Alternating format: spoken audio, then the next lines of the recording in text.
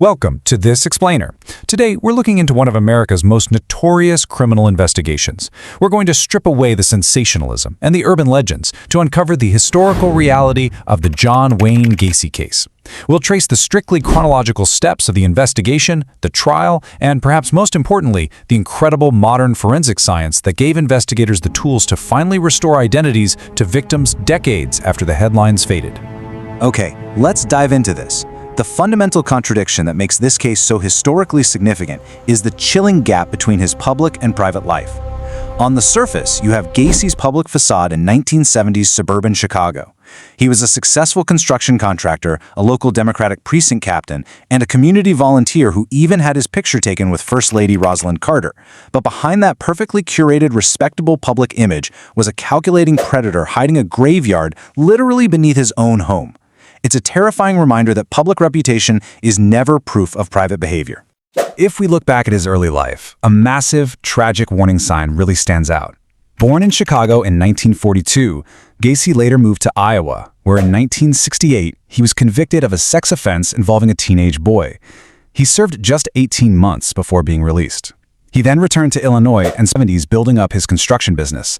That 1968 conviction was a critical red flag, but it was tragically isolated by distance and the era's limited record-keeping when he started operating again in Chicago. That brings us to the disappearances, spanning from 1972 to 1978. During these dark years, dozens of teenage boys and young men in the Chicago area just began to vanish. Many of them were seeking work, trying to earn some money, or simply crossing paths with Gacy's construction sites or community events. Now, you might be wondering, how does something like this go unnoticed for so long?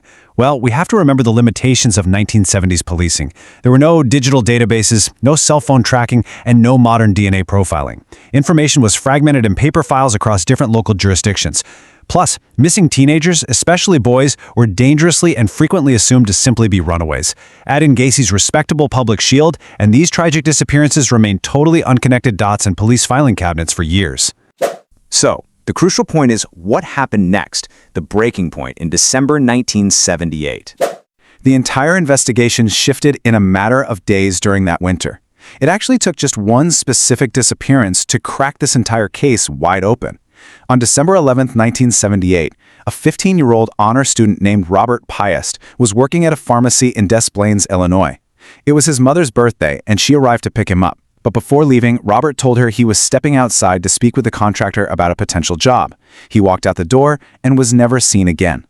Because his mother was right there, and because they quickly learned the contractor's name was John Wayne Gacy, police were notified immediately. This gave investigators their very first concrete, real-time lead. Once they had that thread, the police escalated things incredibly rapidly. Step 1, Robert disappears meeting Gacy. Step 2, investigators immediately pull Gacy's background, and boom, that 1968 Iowa conviction surfaces. Instantly, the stakes are recognized. Step 3, authorities launch aggressive, round-the-clock surveillance and secure search warrants for Gacy's property. The race to uncover the truth was officially on. On December 21, 1978, investigators executed a search warrant focused heavily on the crawl space beneath Gacy's home in Norwood Park. What they discovered there transformed a missing person investigation into one of the largest mass homicide scenes in American history. Working with grim, restrained meticulousness, search teams uncovered human remains buried in the earth right beneath the floorboards. Ultimately, investigators would finalize the total number of victims at 33. Just take a moment to reflect on that number. It is staggering. 33 lives stolen over the course of several years. But we must remember, these were never just case file numbers or evidence statistics. They were Robert, Jimmy, William, John, Timothy, Michael, Samuel. They were real human beings. They were teenagers worrying about school, young men looking for work, sons with families, dreams, favorite songs, and vast futures that were permanently erased.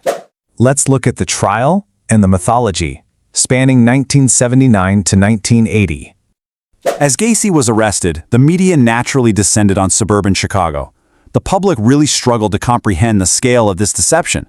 I mean, how could the man who organized neighborhood parties be responsible for this? The media quickly branded him the killer clown because he occasionally dressed up for charity events. And this brilliantly illustrates how sensationalism misses the point. That nickname reduced a complex, deliberate predator to a fictional, almost supernatural monster. It gave the public an easy image to fear. But the true horror wasn't a clown costume. The true horror was a very real, seemingly ordinary businessman using his respectability as a weapon. In 1980, a jury found Gacy guilty of 33 murders, and he was sentenced to death by the state of Illinois. This provided a definitive legal closure to the case. The state had secured its conviction. But for several families whose missing sons were recovered from the property but simply could not be identified using 1970s forensics, there was still no answer. The courtroom gavel didn't heal their uncertainty. So the story ultimately fractured into two paths. In 1980, the conviction happens. In 1994, Gacy is executed by lethal injection, legally closing his chapter forever. But fast forward to the 2000s, and the scientific investigation was really just beginning. The evidence collected back in 1978 was perfectly preserved, waiting for technology to finally catch up. Which brings us to Science Catches Up, the DNA epilogue.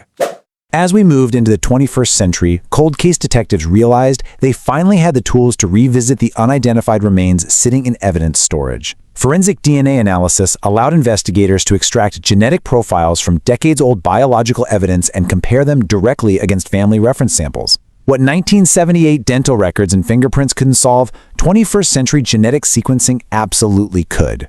It gave investigators a powerful new way to restore names to the unknown. Let's move to and see how this builds into an incredibly emotional human reality. In 1976, 16-year-old Jimmy Hawkinson vanishes. His family spends 45 agonizing years not knowing if he's alive, dead, or simply lost. Fast forward to 2021, and DNA analysis finally confirms Jimmy was among the victims recovered. It's a devastating answer for sure, but it is definitively an answer. His family could finally take his missing person poster down. Similarly, William George Bundy, also missing since 1976, was identified decades later using this exact same technology. This is a monumental triumph for forensic science. It proves that time doesn't erase a case, nor does it erase a person's humanity. By returning their names, science restored William and Jimmy to their rightful place in history, not as anonymous evidence, but as deeply loved family members.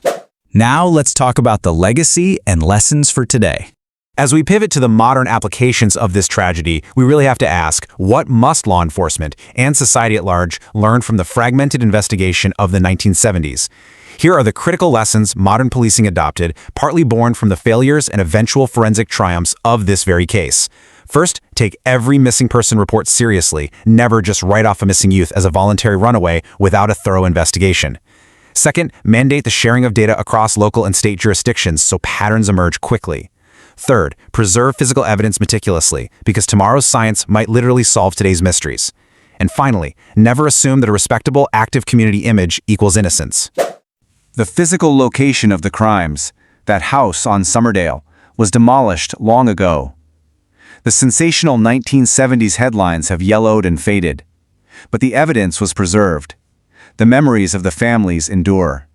And the rigorous scientific pursuit of truth continues to bring light to the darkest corners of this history. Which leads us to our final point. The names matter. You know, in explainers like this, it's far too easy to center all the attention on the perpetrator, but we must consciously shift all our reverence, our attention, and our memory to the 33 victims. The killer's story ended in 1994, but the victims' stories continue, and as long as their names are remembered, they are not forgotten. When we reflect on historical investigations of this magnitude, we have to ask ourselves, are we remembering the monsters? Are we honoring the human beings whose lives were taken? Thank you for watching, and never stop searching for the truth.